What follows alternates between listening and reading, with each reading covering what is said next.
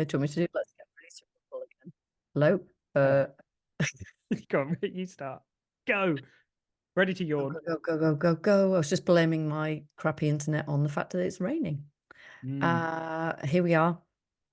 It's another Tuesday, another Presence of a podcast episode for you, and it's a wonderful one because we have a member. I don't know whether to call this a question or a request. It's both, really, isn't it? Yeah, it's a submission, a request for a topic. Oh, that's very formal. So, for those of you that have been asleep for the last few weeks, we've got a membership, and you're very welcome to join us. And we've got some really cool stuff in there, including the ability to make a request for a personal podcast episode with your own question on. So that's what we're going to be doing today with one of our lovely members. We've also got some really cool events each month. So don't miss it, especially one that's coming up very, very, very soon. I'm just looking at something. Like, am I supposed to say this or not? Because this is like evergreen. No, it's fine, but it's probably like this might be coming out after the fact. So yeah, if you're we'll let listening people to know. this in 2026, then you can You go missed- back to you the missed- membership and go to the event. Right. So we've got somebody that's stuck. I guess I'm stuck. And it's Anna. Oh, Anna. Anna's stuck. But this is nice, right? I truly appreciate how you combine spirituality and humor. In my opinion, you model an ideal way to live, a Yeah, full and joyful alcohol-free life. pure So perfection. yeah, it is. Yeah. How cool is this? Happily 9 months alcohol-free. Congratulations. That's awesome. My question is related to this journey of self-discovery and improvement that we find ourselves on with all of this clarity. And then the question is related somewhat to shadow work. So I love this bit. I just feel like I'm living in an alternate universe. You are. Yeah. And I don't know what to believe anymore. The people around me just don't get it. The two of you get it. And some of my fellow membership people, classmates get it. But how do I live with all of these muggles that still drink? What's a muggle? It's in Harry Potter. Come on, mate. I don't. Moving on. Don't do that. Seriously, though, it's like they don't see the issues that are right in front of their face and they have all of their priorities backwards. For example, a crisis can happen the night before and then the next morning this person is whistling and talking about plans for going to Jazz Fest in May. I'd bite my tongue. But are you blind? And I love this bit. Maybe the problem is me. Help. And I think a lot of this is to do I think a lot of that's to do with kind of the crisis might be related to alcohol as well, that kind of thing. People drinking, that was my kind of read of it. I might be wrong. I'm making an assumption, but it doesn't matter. Ultimately, it doesn't matter. Okay, I love this. The first thing that leapt out at me, and I know we kind of said, well, you are in a separate reality, but here's the thing that's really worth knowing.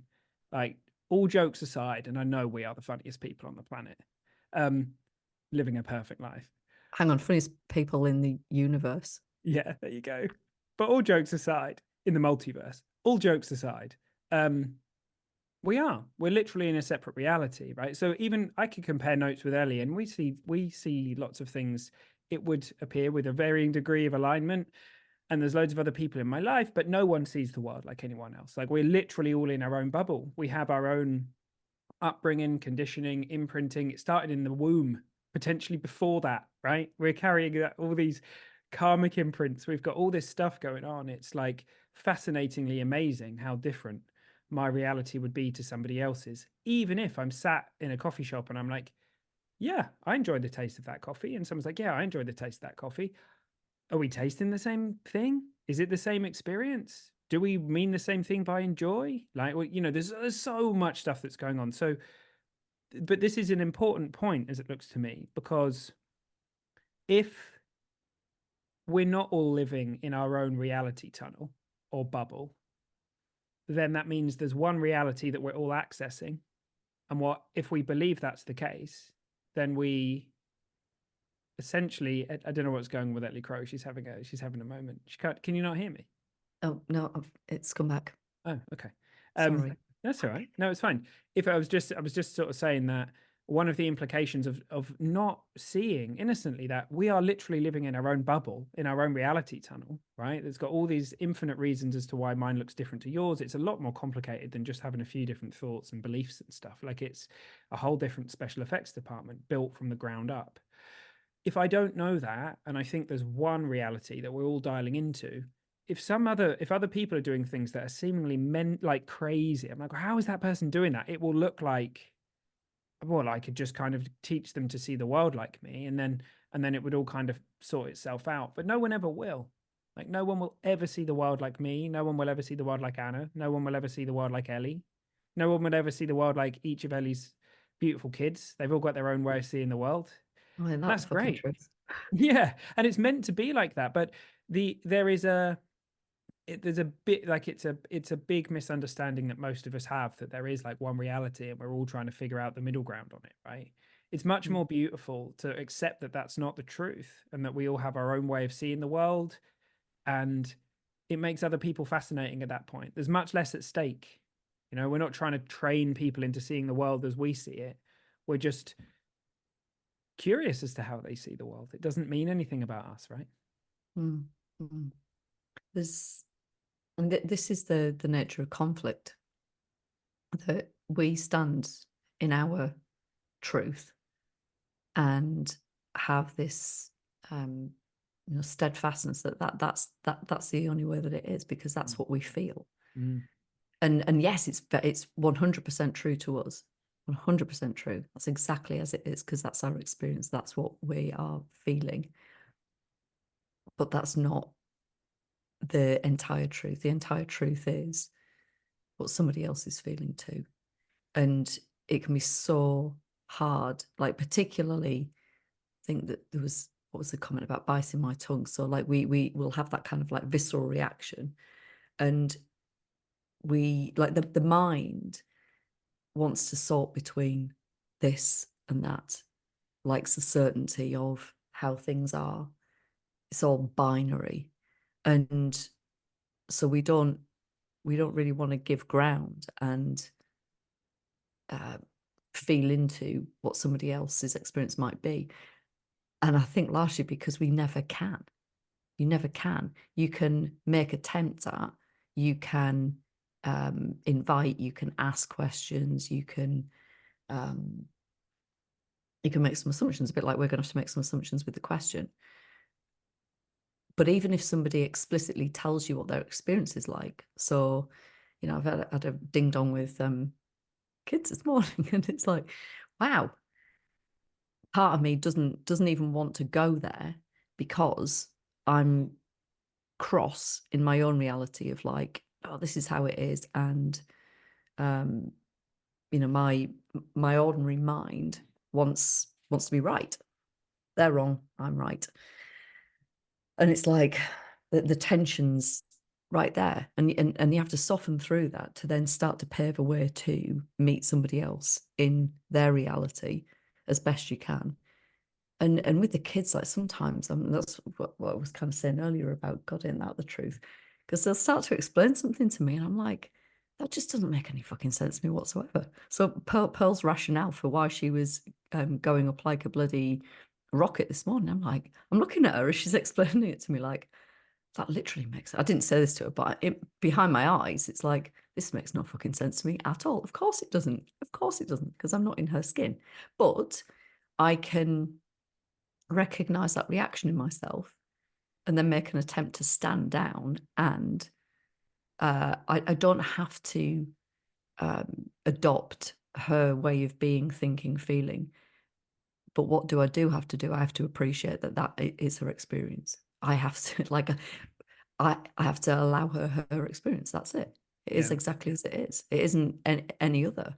And I can dig my heels in, but then what's that going to do? It's going to amplify the conflict. She feels that she's 100% right. I feel I'm 100% right. And so we go on. Yeah, I love that. Byron Katie, she says something like, uh, we don't hear what other people say, we imagine what they mean. Yeah. And that's like absolutely true, because the words float towards us, Yeah.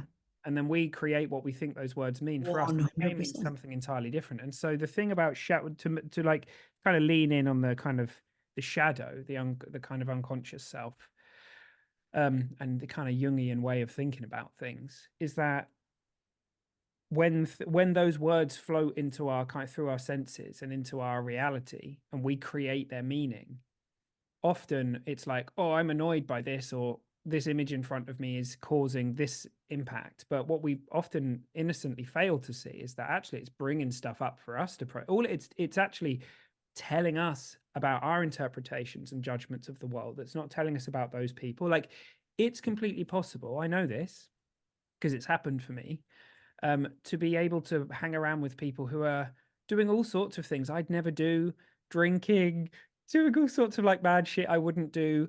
And I'm going to talk about boundaries in a minute. I'm going to separate that for a second. And to have a fantastic time, to be surrounded by people that are literally doing things that I would never do in a million years with how the world looks to me right now, right? I might have done them a few years ago, but these days I'm like, no thanks, right? And have a great time. And there's also the this thing around, if there's like we have to lean into our wisdom around this. It may be that we're not setting out our boundaries, right? So if I decide to go out and hang out somewhere where people are doing a bunch of things that I'd never do, some of those things I might be like, yeah, I just don't want to be around this. That's my boundary. That's okay. Like, that's fine. I can lean into that.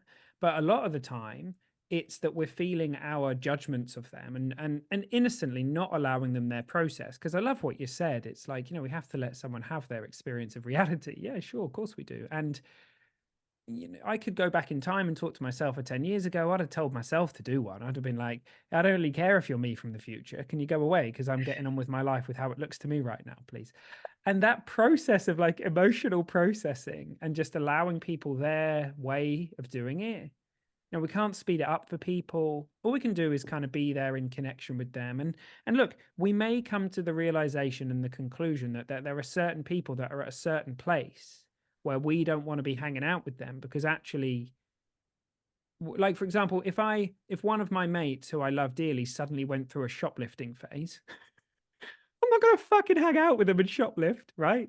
I'd be like, trying to, and I'd be trying to understand it and listen to them, and I might be like, right, my boundary, man. Like, I'm sorry, I don't think, while you're whatever it is you're going through, like, I have a boundary around this, right?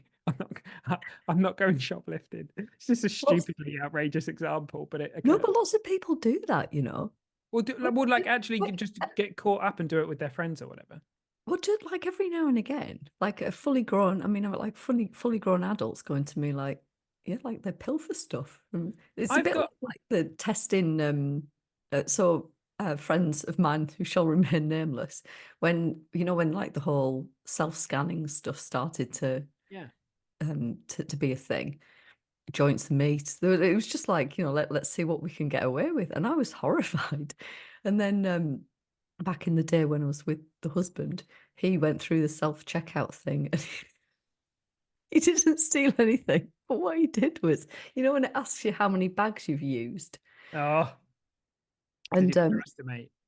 no, he put no, but it was like he put in, I'm sure it was a bag thing. He put in that he'd used more bags than he had to get more points. And he put something outrageous in and it found him out and the lights went off and he got humiliated because, like, if you're going to steal something from Tesco's, maybe not the points but the joint and meat. So yeah, but then there Yeah, was but somebody else I used to work with that used to steal greetings cards, and it was like I don't know, it was like a little game that they had with themselves. And I'm like, what? you can get it. The thing is, the one thing that, even though that might not make any sense, um, and maybe there's a lot of people listening to this thinking, yeah, I did a few things like that. Either recent, like I know I have a few mates who, I mean, they're not friends actually. They used to be, who I know are still off doing things like that. That I just, it's just, but it makes sense to them, right? Doesn't mean that I have to hang around with them. There's a whole bunch of people that are doing things that make sense to them that to me are horrific, and I'm really glad that we have prisons and that they're being kept off the street and stuff. But I have compassion for them. I'm like, gosh, like, what must the world look like in order for that to make sense? Those two things don't look to be separate. So Mm.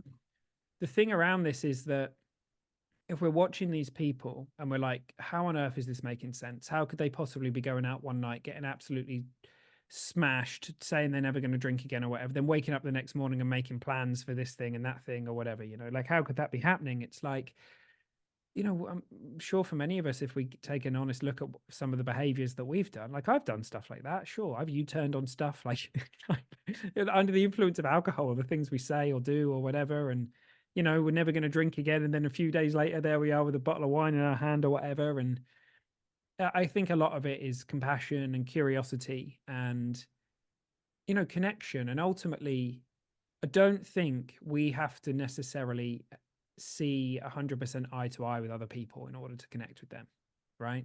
Someone could have a very different view of the world to us. What determines whether we connect with them is whether we're insecure about their view of the world or not. Mm. If we're insecure about their view of the world, or if we think it means something about us or something like that, then we may struggle to connect. But if it's like a source of curiosity for us, we may fall deeply into connection with people we seemingly don't have that much in common with. Mm. I just think it would be a really boring place to be if everybody saw things in exactly the same way.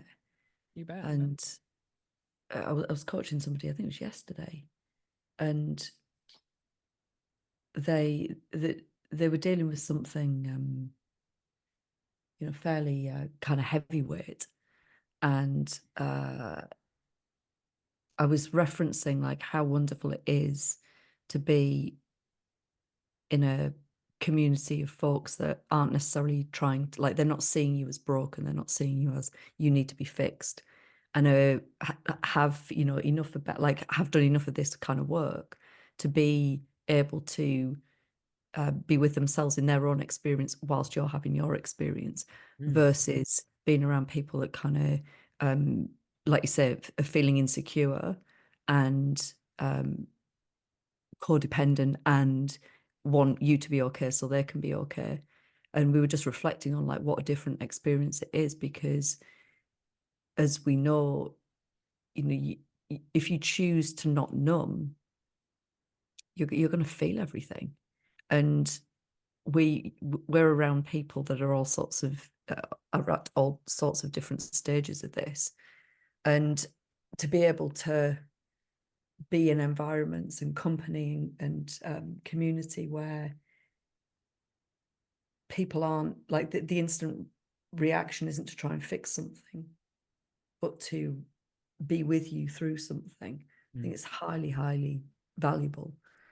So I'm, you know, the way I see it is that all of these, it was interesting what you said earlier about it's always an you know, ultimately it's not about them, it's about us, and it's kind of this indicator that there's something for us to consider, which is why I love the end of the question of like, what did she say, maybe the problem is me. Well, I wouldn't say there's a problem, mm, but I would say that there's an indicator that's kind of pointing to something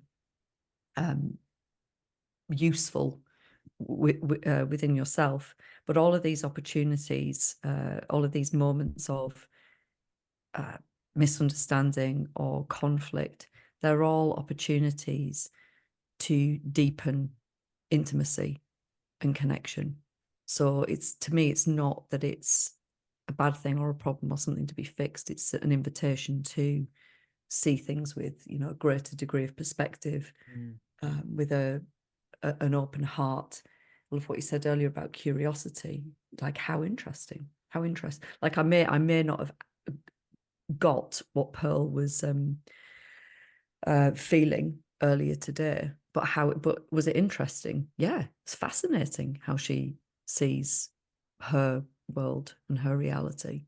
Yeah. Um, Kids are a really great source for that because they're still in the like, particularly at kind of Pearl's age, Chester's age. Well, no, everyone, like kids generally, like depending on where they're at, they're going to be like half in the world of sort of what we would deem to be like the real world, and half in the world of fantasy, and half the world of this and half the world of that, and guessing, and they don't know how the world works, right? We mm, don't know how it works either. but we think we do. We think we do. Yeah. Yeah. So we get to this point where we're like, yeah, but I know how the world works now. So kids are a fascinating source of curiosity when we listen to how they see the world and how they talk, and that kind of blending of like what, as I say, what we would call reality and fantasy, but what there is none. Like we're creating it all the time, right? We're Yeah. all Yeah. creating it all the time. Yeah. I love that. I Oh, something occurred to me a second ago. Oh yeah, I love what you said. I love what you said about, there being something for us. It's like I think every single thing that happens to us in life, everything, no exceptions, is grist for the mill, as Ram Dass would say. Yes. It's Yeah. there. It's like it's all there as an opportunity for awakening, and that's like, for many of us, we can be like, "Fuck you." Like that doesn't sound cool. Like the fact that that happened to me or whatever, that doesn't sound like it's an opportunity for awakening. Like that horrific thing that happened or whatever. And it's like, Mm. but there is a way in which, at the soul's level, depends where we're looking from.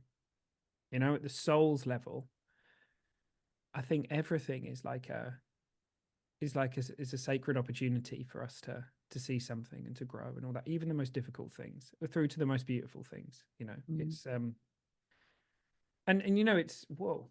And I've got, I've got Just flies, dancing. flies coming. I'm just doing some interpretive dance. Um, and it's the only the part of us that kind of would kick back against something like that. I like the shadowy parts or ego parts, which are all welcome. Like it's we don't Mm. have any bad parts, right? We just have parts that we've innocently not listened to, that are flaring up and trying to like get their voice heard or whatever, and they've been kind of, you know, gone down a dodgy path for a bit because they weren't listened to. So they said, right, well, I'm taking things into my own hands. But once they listen to, they tend to drop those things, and we, because the shadow, this is, I think, because I know that Anna's kind of early, as she said, in her kind of exploration of shadow work. I love the metaphor. Um, but I think a lot of it is, for a lot of people, it feels a little bit like, oh God, but this is kind of heavy. But the shadow's not just this dark, heavy stuff. There's the golden shadow, all the ways, all the things that we're kind of like, know that we're capable of, all the things we'd love to bring into being, that we've been a bit frightened, the most glorious parts of ourselves.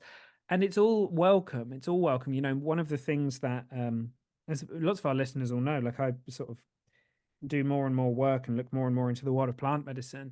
One of the things that the medicines generally, like across the board, teach us is that it's all safe. It's all okay. Suffering's sacred.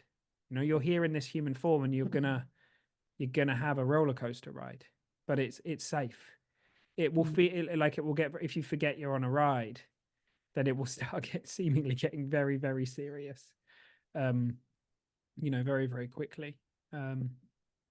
So yeah, I think everybody out there, they're on their own process. They're doing what makes sense to them based on the understanding that they've got.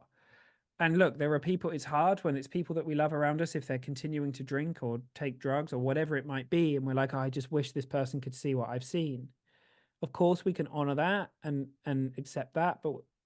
But I think just finding that connection and loving people and listening to them, because the thing is, what's the thing that's going to most likely lead anybody into an insight that's going to change things for them? Well, it's going to be a feeling of connection and being loved and not being judged. So in some kind of crazy ironic way, it's just in just settling and just being with people and being curious and listening to them.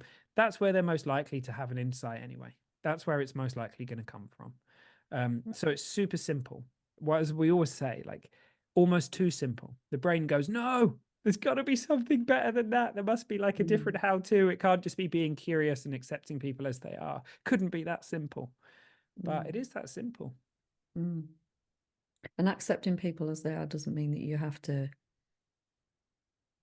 expose yourself to things that don't feel right or put No, up with shitty behavior. don't expose yourself. Certainly don't expose yourself in your cosmic badger. Oh, hello, ladies. Keep your clothes on. But no, yeah, no, it's true. Like that's it's a key distinction, because I think a lot of what we hear is that okay, so yeah, like accepting other people and accepting where they're at and accepting that what makes sense to them is what makes sense to them doesn't then mean that I have to be in their presence and get like punched. If someone's going through a punch everybody in the face phase, like I don't have to stand there and get Who are punched these in the people face. that you know? Well, I'm just using extreme Shoplifting, examples. it's like these buckets of people in your life. They're the shoplifting gang, the punching Yeah. people in the face gang. I'm just, yeah, I mean, I'm just sort of using extreme examples, but But yeah. people do all sorts. I was stood. I won't tell you where I was, but I was stood somewhere the other day, and I was Why like, won't you tell me where you were? so I'll tell you after. Okay. There's two people stood behind me, two young-ish lads, probably like early 20s, and they I so want to say something massively. I'm not gone. Please continue. well, I was kind of like, I was stuck there for ages, so naturally, like I'm hearing their conversation, and it was kind of like all like just fairly instant stuff to begin with, and then they started talking about. I think one of them had been on like I guess what would have been in my day an 18 to was it an 18 to 30s, those holidays. Yeah, that's in the distant past Up now. go Sam's eyebrows. Yeah, we're not allowed to go now. We're too old. Um, I went on and one. we'll talk about that's a whole other episode. Yeah. So this young lad's talking about one of the things. He's like, "Oh, you have to go on the boat party," and da, da, da. And he said, and because to begin with, I was kind of like, "Oh yeah, how cute, yeah." I used to go on holiday when I was young, and da da da. And then he said one of the games was um, line up all of the guys, and a girl has to slap a guy across the face, and if the slap across the face isn't deemed good enough, whatever good enough is, then he gets the opportunity to basically hit her in the face. I Right? mean, And baffles me and that these things exist. I know, and but I had like this like visceral feeling in my body of just like, oh my fucking god, like pe- people not only would somebody do that, but that would be classed as entertainment. Oh, Like, and what that's, the fuck? I mean, I think that if compared to some of the shit that's going on out there, that's like That's 10, quite tame. right? Yeah, but it's just it was just kind of like this like little like thread of kind of humiliating other people and But that's a level of consciousness thing, right? Like if oh, that is, and I can't imagine, yeah. I mean, thankfully there was nothing like that on the one I went on. It was much more tame. I mean, it is a story for another day. But basically, it was a cheap holiday, and I didn't do any of the activities I was supposed to go. I just had a cheap holiday. did your cosmic badger make an appearance? No, only in the. I was going to say only in the privacy of my own room, but like that sounds dodgy as well. Not like that. Um, but yeah, no, it was all right. But yeah, no, that kind of stuff. You're right, and yeah, like we have to. We can protect ourselves from that, except that stuff is happening and all the rest of it. And yeah, I mean, it's funny because it seemingly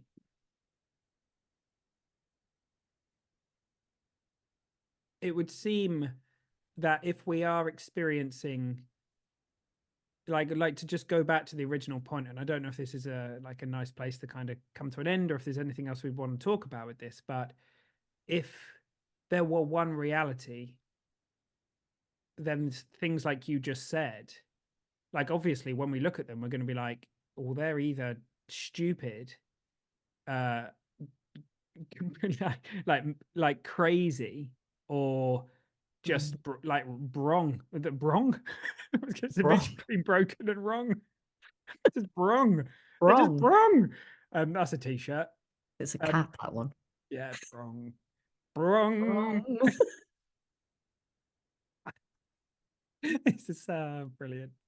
Um, but yeah, but but they are doing what makes sense. And as I say, that means we don't have to go on the boat and get slapped in the face. Exactly. Well, yes, You exactly. know? It's yeah. I mean, this is the thing. I think it's one of the greatest gifts of this journey is your discernment Yeah. to take care of yourself, to value yourself enough. And I don't just mean your physical body, but to value yourself enough to discern what uh, what is okay, what's not okay, what you're going to let in, what Mm. you're like. Think of yourself like a custodian of your psyche and a gatekeeper. Yeah. Um, you know, like I won't be going on the boat party. um, but you know, um, there are decisions that I make on the regular around, you know, like the news is a great one. You know, deciding no longer to consume the news. Mm. Um, Yeah. you know, there's all sorts of decisions that you may be confronted with, and the thing to know is that you've got, you know, your inner guidance system is always on, always there, and that's the thing to tune into. You know, so when I had kind of that visceral reaction from what I was, you know, eavesdropping in on, it's it's this gentle alert to something that's, you know, tender in my heart, and something that may be useful for me to pay attention to. Um, and you know, as I was saying earlier, it's not about them and you know, their activities necessarily. It's about something that's alive in me.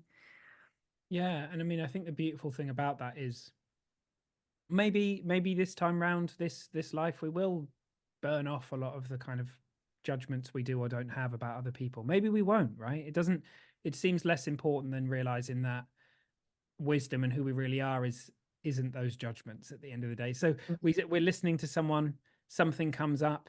You know, when I say judgment, I don't necessarily just mean, you know, oh, he's an asshole, and I mean just mean like the fact that we're having some kind of resistance to what's being shared or being said. It's Mm. possible for us to notice that, drop into a space of compassion rather Mm. than like anger or something like that, Absolutely. and then our wisdom to guide us to, I don't know, move to protect someone, like if we feel like they're at threat or something like that. Like it, I don't think like the judgment isn't the thing that's required to access the wisdom to do the thing around protection or boundaries or moving forwards Mm. or doing nothing or whatever. Because a lot of the time, seemingly it looks like doing nothing isn't an option. And actually doing nothing can be an incredibly powerful thing, but it depends on the situation, right? Yeah, So absolutely. 100%. Yeah. having Yeah. that moment of pause is very powerful. So I'm really excited for Anna because I think there's a huge amount of stuff for her to see. And, you know, I think it's so easy. We go kind of like outside in the sense that we believe that our experience is coming from many other places other than from within us all the time, you know, like it just happens to us all the time. Um, and it's okay. Then we wake up and we can remember. But the real kind of beautiful work and learning from this is knowing that it's all safe. Mm. It's okay to experience all that stuff and to just, yeah. What a Mm. cool discussion. What an awesome little prompt as well. I'd love to, if anyone's got anything to share, like we'd love to, or any other questions you'd like to ask or any other follow-ons to the podcast, be sure to come in to the membership and submit a follow-on or another question or whatever. Yeah. Yeah, we'd love to see it. And the thing that I also think would be really cool about this, and it'd be wonderful when we get to our next membership event, no doubt we'll hear from Anna, and it'd be wonderful to catch up on this, having had, you know, like just even with just the time of like when you birth something like this into the world, when you like put yourself out there, naturally between the point at which Anna penned this and now, she's Exactly. naturally going to have, you know, had an experience anyway, and it's like likely shifted. And I think the thing that I'm really interested in is, what is it like for her to hear her own words reflected back? Mm. Because so many times I've caught myself, not in the moment because I'm wrapped up in it, but as soon as I externalize it, it's usually when I'll go into satsang, and I'll get my brave boots on and put my little hand up, and I'll ask my question of my teacher, and as I hear myself speaking it, I'm going, oh God, like I can just see all this stuff that wasn't visible to me a moment ago. Mm. So it'd be really interesting to hear from Anna at some point around, like, you know, what it was like to listen to this episode, to kind of hear, even before we've spoken to it, to kind of hear her own Yeah. words. Yeah, And that occurred to me as well because it's been a couple of weeks, maybe longer yeah. between ask and this being created. So yeah, Mm. awesome. All right, team, Come come join, join us. come join us, and those members in there, get your get your requests or Yeah, your definitely. questions or your submissions in, depending on what you want to call it. Mm. So we can get a few banked up. Yeah. Yeah, and please feel free, wherever you're at, feel free to ask. There's always going to be people that are going to be, you know, interested in the questions that you ask. If it's stuff that we've kind of covered at some point in the podcast, don't be afraid to ask again. Don't be because things afraid to, shift. yeah. I mean, like, I'm pretty sure that a lot of the stuff that we recorded in year one, I imagine if we recorded it now, things would look really different to us. Yeah. You know. Do you remember when we listened back to that first episode together and we Oh were God, like, oh never, my God. never doing that Oh, again. it's like hearing yourself 10 years ago. Yeah, Oh. painful. Right.